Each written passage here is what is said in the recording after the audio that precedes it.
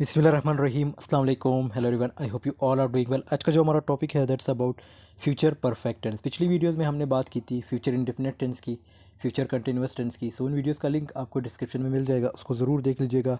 और इससे पहले हमने प्रेजेंट और पास्ट डिस्कस किए थे।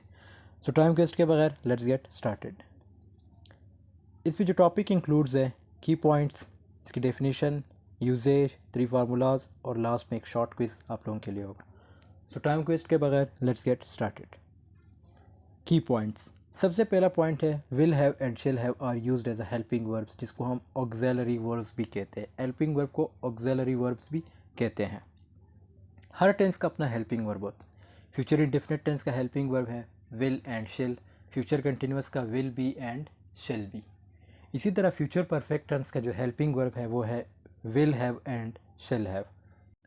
फिर इन्हीं हेल्पिंग वर्ब्स को हमने डिवाइड करना होता है, सब्जेक्ट्स में डिवाइड करना होता है। जैसे शेल हैव को हम यूज़ करते हैं आई और वी के साथ, इसी तरह विल हैव को हम यूज़ करते हैं he, she, it, you, they and singular name and plural names. तो इसके साथ साथ एक नोट है जो कि इम्पॉर्टेंट है।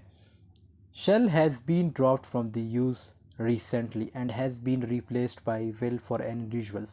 The use of shall has been greatly reduced in modern English. It is only used in official correspondence. आजकल असल में होता कुछ यूँ है कि जो will है, will have या will be, इसको जो है यूज़ किया जाता है I और V के साथ भी, मीन्स इन दो सब्जेक्ट के साथ भी will को यूज़ किया जाता है। शेल को जो है बिल्कुल यूज़ नहीं किया जाता, अगर यूज़ किया जाता भी है तो वो ऑफिशियल कॉरेस्पॉन्डेंट मीन जो ऑफिशियल डॉक्यूमेंट्स होते हैं उनमें यूज़ होता है। 90% बुक्स में आप देखेंगे कि आई और वी के साथ भी विल हैव या विल बी यूज़ होगा। सो आपने कंफ्यूज नहीं होना, दोनों एक ही है। और विल को जो है आई और वी के साथ हम विल हैव भी लगा सकते हैं। Third form of the verb is used, और हर टेंस में हम वर्ब को जो है चेंज करते रहते हैं। जैसे फ्यूचर इंडेफिनिट टेंस में जो हमने वर्ब यूज़ किया तो वो फर्स्ट फॉर्म था। इसी तरह फ्यूचर कंटिन्यूअस में आईएनजी फॉर्म, और इसी तरह फ्यूचर परफेक्ट टेंस में हम third form of the verb use करेंगे। हमारे पास 4 फॉर्म्स होते हैं, जैसे first form, second form, third form, ING form.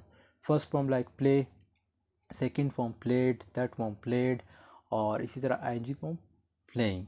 तो इसमें हम थर्ड फॉर्म यूज़ करेंगे, वो क्या होगा, प्लेड, मीन्स जिसके आखिर में ईडी आता हो। अब इसकी अगर हम डेफिनेशन देखें, the future perfect tense is used for actions that will be completed या complete before some other point in the future. Future perfect tense को हम उन एक्शंस के लिए यूज़ करते हैं जो किसी स्पेसिफिक पॉइंट से पहले, मीन्स जो फ्यूचर में एक पॉइंट से पहले जो है वो वर्क या वो एक्शन कंप्लीट होगा। इसको हम प्रॉपर एग्जांपल्स के साथ नेक्स्ट स्लाइड में समझेंगे। The future perfect tense is used to indicate a future event that has a definitive end date. Means future perfect tense को हम मुस्तकबिल के वाक़ये की निशानदही करने के लिए इस्तेमाल करते हैं जिसकी हतमी तारीख़ होती है। The future perfect tense is a verb form और construction use to describe an event. ये हम उन इवेंट्स के लिए भी यूज़ करते हैं दैट इज़ एक्सपेक्टेड और plan to happen before a time.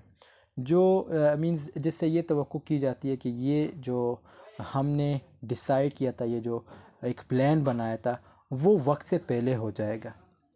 Means happen before और प्लान बिफोर या expected before a time of reference in the future में। अब इसकी अगर हम पहली यूजेज देखें, the future perfect tense expresses action in the future before another action in the future. This is the past in the future. Future perfect tense मुस्तकबिल में किसी और अमल से पहले मुस्तकबिल में अमल का इजहार करता है। ये मुस्तकबिल में मीन्स पास्ट है। जैसे the train will leave the station at 9 AM, she will arrive at the station at 10 AM, when she arrives the train will have left. Means जब 9 बज जाएंगे स्टेशन पे तो ट्रेन पहुंचेगी। She will arrive at station at 10 AM, वो 10 बजे station पहुंचेगी। When she arrive, जब वो पहुंचती है, अब ये प्रेजेंट इंडेफिनिट टेंस है, ठीक है। द ट्रेन विल हैव, अब यहाँ पे जो है हमने फ्यूचर परफेक्ट टेंस यूज़ किया, तो ट्रेन जो है लेफ़्ट, मीन्स थर्ड फॉर्म हम लगा रहे हैं, तो इट मीन्स कि ट्रेन जा चुकी होगी। यहाँ पे एक और चीज़ आप लोगों ने नोट करना है कि फ्यूचर परफेक्ट टेंस का जो उर्दू आइडेंटिफिकेशन है वो है चुका होगा, चुकी होगी, चुके होंगे। उसके बाद हमारे पास जो सेकंड सेंटेंस है, you can call me at work at 10 AM, I will have arrived at the office by 10। क्या आप मुझे 10 बजे बुला सकते हैं और मैं 10 बजे ऑफिस पहुंच चुका होऊंगा।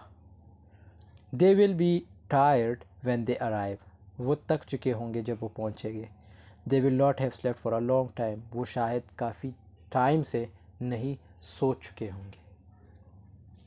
The future perfect tense is used to describe an action that will have been completed at some point in the future।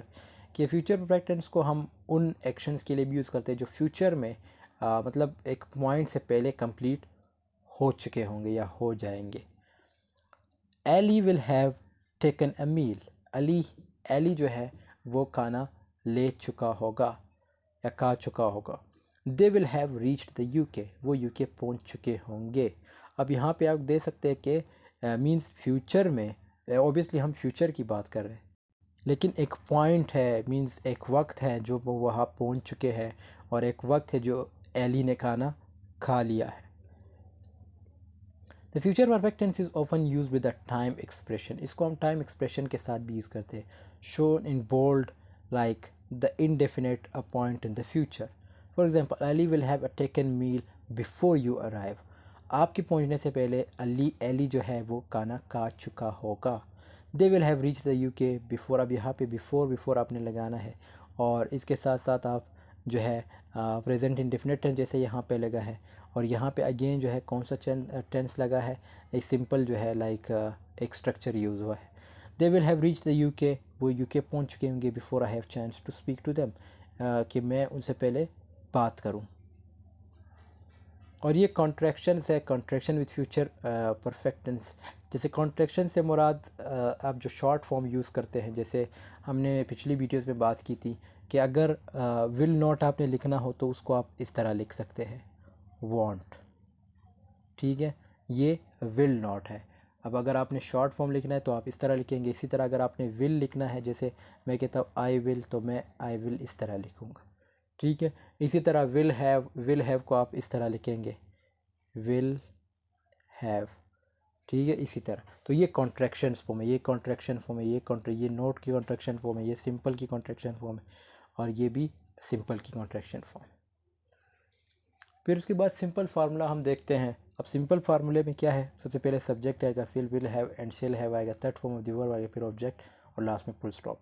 जैसे Ellie will have read various kinds of book, Ellie जो है मुख्तलिफ़ किस्म की किताबें पढ़ चुका होगा। एली हमारे पास सब्जेक्ट है, विल हैव लगेगा बिकॉज एली है, third form of the verb लगेगा रीड, रेड या रेड, इसका मतलब जो फर्स्ट फॉर्म है, सेकंड फॉर्म है, थर्ड फॉर्म वो सेम ही है। फिर उसके बाद वेरियस काइंड्स ऑफ बुक, ये हमारे पास ऑब्जेक्ट है। They will have played football on the field, वो मैदान में फुटबॉल खेल चुके होंगे। दे क्या हमारे पास सब्जेक्ट है, फिर विल हैव, फिर उसके बाद third form of the verb played आ गया, इसी तरह football on the field object आ गया। She will have taken coffee in this coffee shop. और नेगेटिव में जब भी हम नेगेटिव की बात करते हैं उसमें नोट आता है।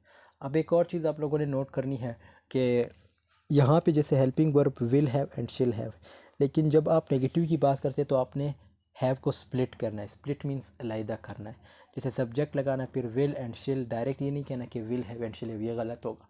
पहले विल एंड शिल, फिर नोट, फिर हैव, फिर third form of the verb, फिर ऑब्जेक्ट। विल एंड शिल में आप कोई भी लगा सकते हैं, मीन्स अगर आपने इस तरह आपने सब्जेक्ट को देखना होगा। जैसे Ellie will not have read various kinds of book, Ellie हमारे पास क्या है, सब्जेक्ट है, विल, फिर नॉट, फिर हैव, फिर red, that form the verb various kinds of book, object of. इसी तरह they will not have played on the field, football on the field. आप एक चीज़ नोट कर लेना कि विल के बाद इन्होंने डायरेक्ट नोट लगाया, फिर उसके बाद हैव लगाया, तो नोट से पहले हैव नहीं लगाना, नोट के बाद आप लोगों ने हैव लगाना, क्योंकि हमने जैसे बात की कि हमने जो हेल्पिंग वर्ब उसको स्प्लिट करना है, अलहदा करना है।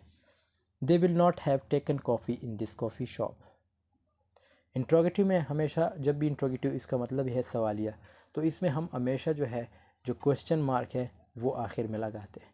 जैसे इसमें भी आप लोगों ने हेल्पिंग वर्ब को स्प्लिट करना, अलहदा करना, जैसे विल एंड शेल, फिर सब्जेक्ट, फिर हैव, फिर third form of the verb, फिर ऑब्जेक्ट, फिर क्वेश्चन मार्क। जैसे will Ellie have read various kinds of book, क्या अली जो है या एली जो है वो मुख्तलिफ़ किताबें पढ़ चुका होगा। विल, फिर एली सब्जेक्ट हुआ हमारे पास ये, फिर हैव, फिर third form of the word read various kinds of book और question mark. Will they have played football on the field, will she have taken coffee in this coffee shop. अभी एक short quiz है आप लोगों के लिए, ये आप लोग सॉल्व कर लीजिएगा और कमेंट सेक्शन में इसके जवाब दीजिएगा ताकि मैं आपको बता दूँ कि कौन सा सही और कौन सा गलत है।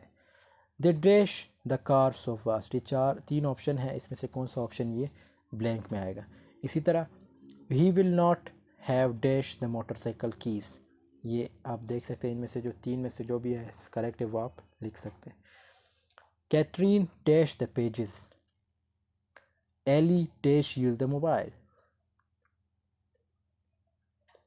he dash asked, we will dash the GNN news.